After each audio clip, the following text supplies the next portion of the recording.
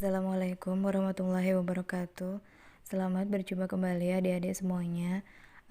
Jadi pada kesempatan kali ini kita akan membahas mengenai beberapa soal, yang mana soal ini adalah soal yang merupakan FR dari teman-teman kita semuanya yang sudah melaksanakan ujian pada hari pertama dan hari kedua kemarin ya. Nah, sekarang kita akan langsung aja ya masuk ke soal-soalnya, dan kita akan langsung melakukan pembahasan untuk soal-soal tersebut.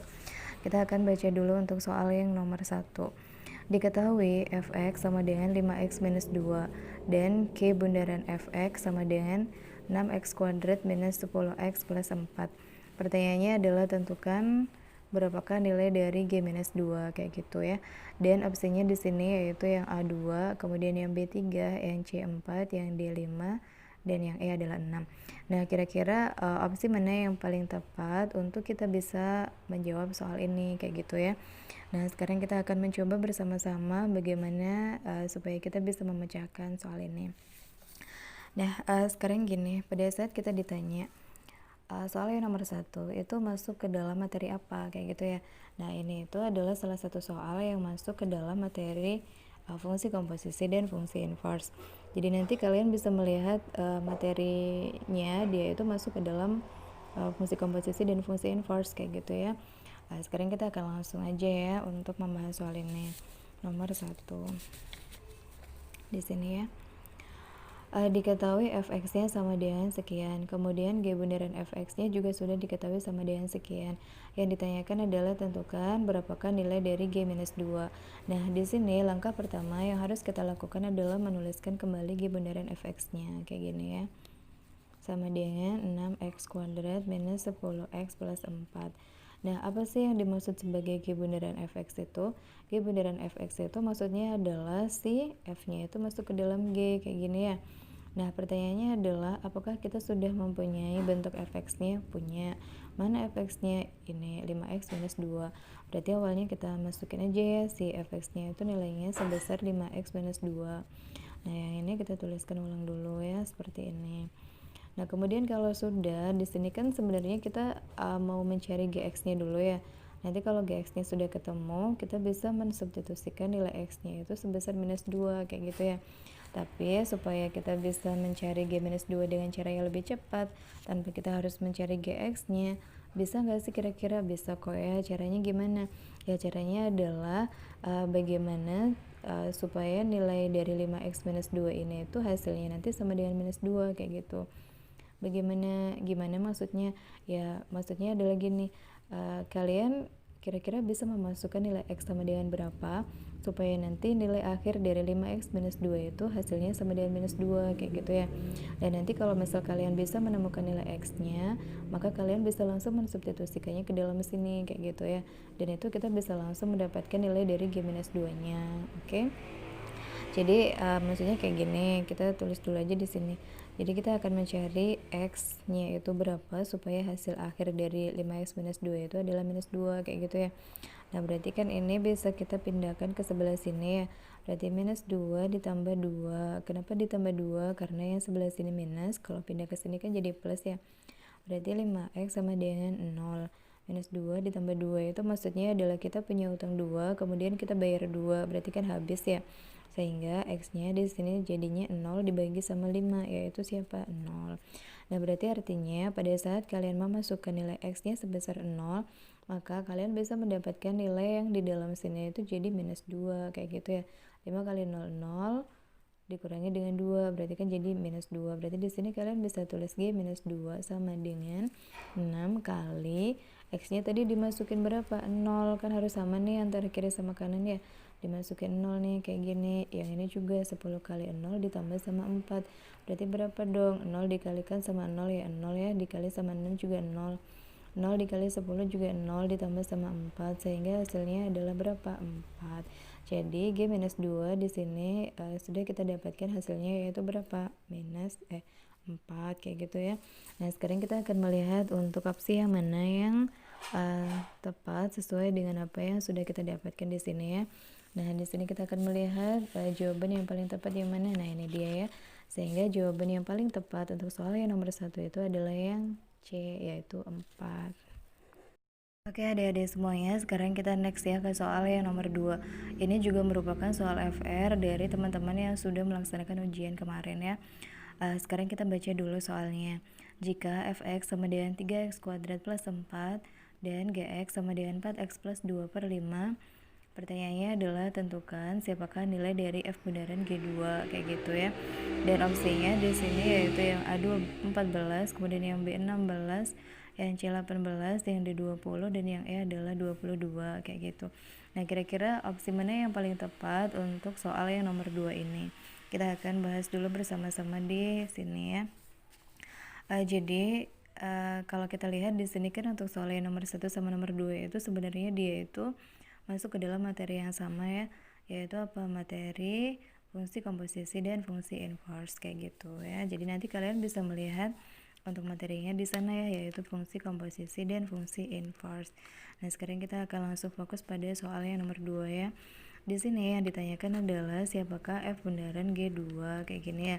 Nah, ini sesuai dengan cara konsepnya. Sebenarnya langkah pertama yang harus kalian lakukan adalah mencari siapakah f bundaran x-nya dulu. Yaitu dengan cara apa? Yaitu dengan cara kalian memasukkan fungsi g-nya ke dalam f kayak gitu. Dan nanti kalau si f bundaran gx-nya sudah ketemu, kalian baru memasukkan nilai x-nya itu sama dengan 2 kayak gitu ya. Jadi itu adalah cara yang sesuai dengan konsepnya. Akan tetapi di sini kita bisa menggunakan cara yang lainnya yang lebih cepat ya. Jadi supaya kita tidak usah lagi melewati f bundaran gx. Nah, caranya gimana? Caranya adalah seperti ini. Jadi kalian langsung aja masukin 2-nya itu ke dalam si G. Jadi di sini itu X-nya langsung kita ganti sama 2 ya. Berarti langsung dibayangin aja di sini ya. Jadi di sini X-nya langsung kita ganti sama 2, atau di sini mau saya tuliskan dulu juga boleh ya. Berarti nanti artinya itu adalah kayak gini. Jadi kita mau fokus cari G2-nya dulu ya. Dengan cara apa? Dengan cara memasukkan nilai X pada Gx-nya ini sebesar 2 gitu ya. Berarti kan 4 dikali sama 2 itu 8 ya. Ditambah sama 2 itu berarti 10. Kemudian 10-nya dibagi sama 5 itu berarti hasilnya adalah 2. Berarti di sini kita sudah dapatkan nilai dari G2 itu adalah 2. Berarti ini di sini kita tulis F2 kayak gini ya. Oke. Nah, kemudian kalau sudah, berarti artinya apa? Berarti artinya adalah kita sekarang mau mencari berapakah nilai dari F2. Yaitu dengan cara apa? Yaitu dengan cara memasukkan nilai X-nya pada fungsi F sebesar 2 kayak gitu ya. Jadi langsung aja kita masukin di sini, kita bayangin aja ya. X-nya sama dengan 2, berarti 2 kali 2 kan 4 ya. Dikalikan sama 3 berarti 12. Kemudian 12-nya kita tambah sama 4 ya, berarti 16 kayak gitu ya. Oke, bisa dipahami ya, atau mungkin mau dituliskan dulu di sini juga nggak apa-apa sih ya. Jadi maksud dari F2 itu adalah 3 dikalikan sama X-nya itu diganti sama 2 kayak gini ya, dikuadratkan kemudian ditambah sama 4. Nah, ini dikuadratin dulu ya, 2 kali 2 4, kemudian ditulis dulu boleh, jadi 3 kali 4 ditambah sama 4. Nah, kalau sudah berarti 3 kali 4 itu 12 ditambah sama 4. Jadi hasilnya berapa dong? Berarti hasilnya adalah 16 kayak gini. Sehingga F2 di sini nilainya adalah 16. Dan dengan kata lain F bundaran G2 itu nilainya adalah berapa? 16 kayak gitu ya. Sehingga di sini kita akan melihat jawaban yang paling tepat itu adalah yang mana? Nah, ini diadakan ya. Nah, sehingga jawaban yang paling tepat untuk soal yang nomor 2 itu adalah yang B. Oke, baiklah, sekarang kita next ke soal yang nomor 3 ya. Kita baca dulu soalnya, yaitu jika fx sama dengan 2x minus 3 serta x1 dan x2 adalah akar-akar dari persamaan f kuadrat x dikurangi fx kuadrat ditambahkan dengan 3fx sama dengan 0, maka hasil kali akar-akarnya adalah opsinya di sini yaitu yang A 0, kemudian yang B adalah 3/2, kemudian yang C adalah 3, yang D minus 3/2, dan yang E adalah minus 3 kayak gitu ya. Nah, di sini kita akan mencari kira-kira opsi mana yang paling tepat untuk kita bisa mengisi soal yang nomor 3 ini kayak gitu ya. Nah, sekarang kita akan menuliskan dulu apa yang diketahui. Jadi tadi kita yang diketahui adalah si fx-nya ya, dan kita juga diberikan suatu persamaan yaitu bentuknya seperti ini. Ya udah, kita tulis dulu ya, yaitu f kuadrat x dikurangkan dengan fx kuadrat ditambahkan dengan 3fx sama dengan 0 gini ya. Nah, Sekarang kita akan memasukkan nilai dari si fx-nya. Fx-nya berapa? 2x minus 3. Di sini kan dia mintanya fx-nya itu dikuadratin ya. Berarti ya kita di sini kita tuliskan 2x minus 3-nya itu dikuadratin gini ya. Dikurangi fx kuadrat. Nah, ini kita harus hati-hati antara yang ini dan ini itu adalah sesuatu yang berbeda ya. Kalau yang ini itu yang dikuadratkan adalah si fungsi fx-nya. Tapi kalau yang fx kuadrat itu berarti yang dikuadratkan bukan si fx-nya, tapi siapa ya, si x-nya, kayak gitu ya. Jadi kalau yang di sini siapa dong ya? Berarti kalau yang di sini kan si fx-nya itu adalah 2x minus 3 ya. Berarti kalau kita di sini nulisnya gimana? Ya 2x kuadrat minus 3 kayak gini ya. Nah, kalau sudah, sekarang kita langsung tuliskan di sampingnya yaitu 3 kali fx-nya siapa di sana ya, 2x minus 3 gini ya, sama dengan 0. Oke, gini sudah ya. Nah, kemudian kalau sudah, nanti yang ditanyakan adalah tentukan hasil kali akar-akarnya. Jadi, kalau kita lihat di sini nanti dia akan membentuk suatu persamaan kuadrat. Nah, pada saat kita mempunyai suatu persamaan kuadrat, maka di sini nanti kita akan mendapatkan akar-akar dari persamaan kuadrat itu. Yang mana akar-akarnya di situ ada 2 buah ya, yaitu kita biasa menamakannya sebagai X1 dan X2. Lah, yang ditanyakan nanti adalah tentukan berapakah hasil kali dari X1 dikalikan dengan X2 kayak gitu ya. Nah, tapi sebelum kita ke sana, kita akan menyelesaikan dulu persamaan ini ya. Jadi ini kita kuadratin dulu. 2x minus 3 itu kalau dikuadratin berapa? Ya berarti caranya kayak gini. Pakai cara yang langsung aja ya, langsung cepat aja ya. Berarti gini, 2x itu dikalikan sama dirinya sendiri. Berarti 2x dikali sama 2x berapa ya? Berarti 4x kuadrat, oke? Kemudian kalau sudah, sekarang semua angka yang ada di sini itu dikali. Berarti 2x dikali sama minus 3 dikali sama 2. Berarti berapa? 2 kali 3 6, 6 dikali sama 2 berarti 12 ya. 12 apa? 12x ya. Tapi di sini kan dia minus ya, berarti dia minus 12x.